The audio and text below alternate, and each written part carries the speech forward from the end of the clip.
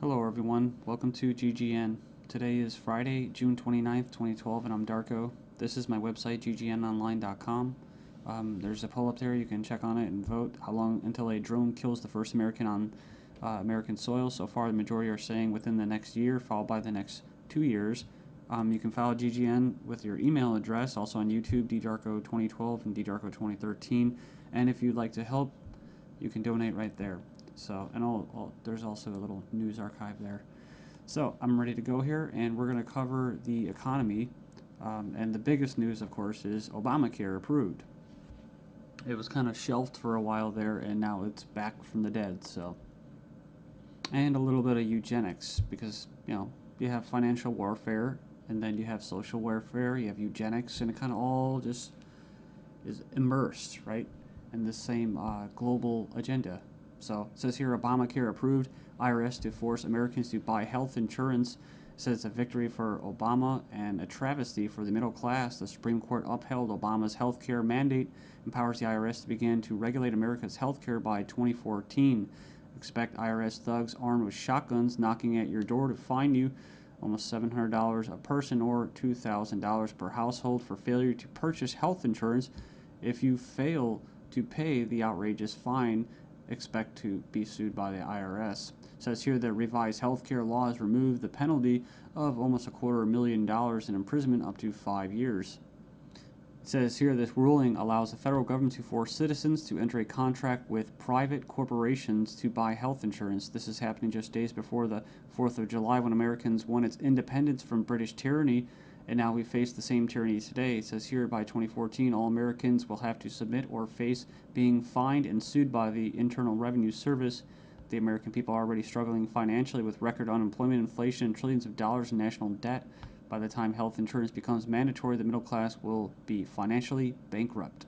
This is the reason why the military and police are preparing for martial law in the U.S. streets, says because people will revolt against the system that has basically turned people into financial slaves. So it says here that they're conditioning Americans with checkpoints and speed traps, army drones to spy on us. We're going to cover all this, rolling out the tanks and putting military goons on residential streets to prepare us for what is to come in the future. It says here the Bilderberg Group discussed in Spain about wanting to level America into a third world impoverished nation where we're all poor under world government dictatorship. It says here soon the Americans' standard of living will drop significantly, and it won't just be the standard of living, it will be their age of death, right? Their basically the average lifespan. It says here services will be cut. We're going to get into that too, death pathway and stuff like that. Taxes will be increased until we become so poor that we are unable to fight, and resistance will be futile. As Americans issue split decision on healthcare ruling, nearly 2/3 believe politics played too great a role. So it says Americans are sharply divided over Thursday's Supreme Court decision on the 2010 healthcare law, with 46% agreeing and 46% disagreeing with the High Court's ruling that the law is constitutional. Then you have from the Daily Bail, Obamacare complicated. Check out the flow chart. And yeah, there's our buddy, the IRS, right there. But it's just a god-awful mess. And you have Secretary of Health and Human Services in the middle. All these different vested interests, all these different bureaucracies. And the biggest invested interest that helped write the bill was the insurance companies. And they're the ones that are going to basically, how could you say, not profit. Well, they will profit, but they're going to get the best advantage from this, right? And if you would like an anarchist perspective on the whole Obamacare thing, I think Stefan Molyneux did a pretty good analysis of this. I think he held back a lot. I think he's gone over it and made his point so many times, his argument, that he was actually kind of just laid back about it. So it's kind of nice. It's 18 minutes, not too long. The truth about Obamacare, yes, it's even worse than you think. And right here in the description, he puts in there the 6 facts that he presents in his argument. So fact 1, there is no law in the U.S. anymore. Basically what he's saying is that if they could just do anything, then there's no law, right?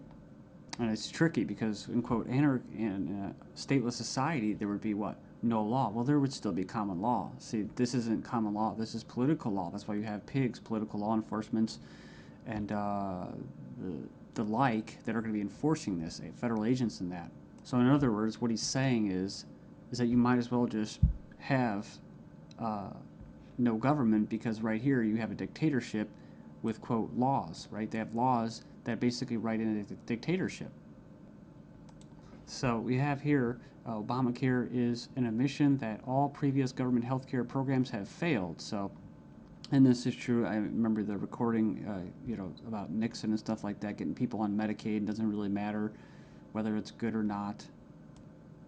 And in fact, costs have already doubled from initial estimates, and that's usually how it works. As soon as this gets closer to fruition, oh yeah, some hidden costs. Sorry, guys. Fact 4, 70% plus of healthcare issues result from individual choice.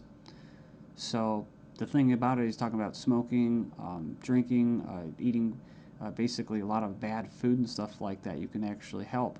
But a lot of these people that are going to, quote, benefit from this are not going to be doing anything to help their own health, right?